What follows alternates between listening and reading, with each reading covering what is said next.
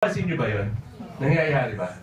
Pwede ko namang i-treat na yun as that. Pero bakit i-refer ko pa? Kasi bakit? Para kumita naman yung kaibigan kong doktor. Ang singil ng kaibigan ko mas mahal. 900. Ako 500 lang. Bakit 900 dun sa kaibigan kong doktor? Kasi yung 400 dun, akin pa rin.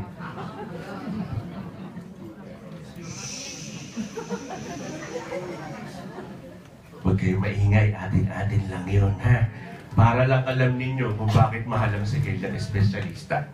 Pag inirefer kayo ng doktor sa inyong espesyalista, yung 400 dun, sa referral fee. Dapat alam nyo lang. No? So, ito na.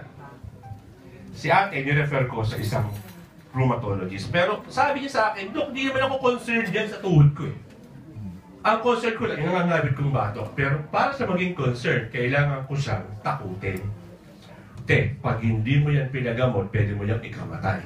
Dahil sa word na ikamatay, naging attention na ngayon niya, yung tuhod niya. Totoo, bakit ko ba ikamamatay, Dok?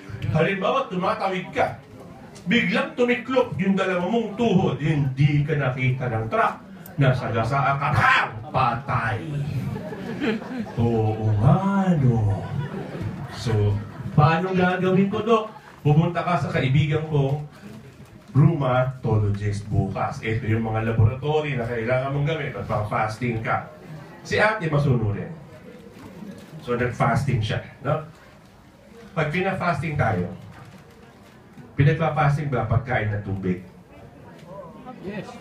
Okay, para alam nyo lang po, ang pina-fasting lang po ay pagkain lang. Hindi kasali tubig. Ha?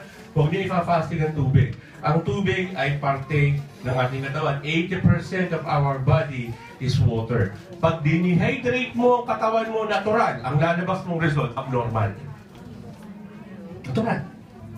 So, ang catch, if nagpa-laboratory ka, huwag kang papayag na pati tubig, ipa-fasting mo. Ang lalabas mong result, abnormal.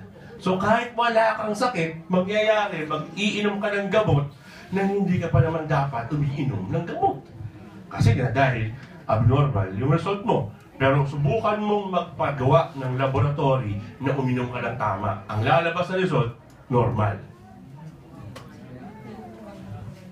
Bakit hindi kinokorek ng mga doktor? Bakit iko-correct ng mga doktor? Mas maraming abnormal results, mas maraming may sakit, mas marami kaming re-resetahan. Tama po ba?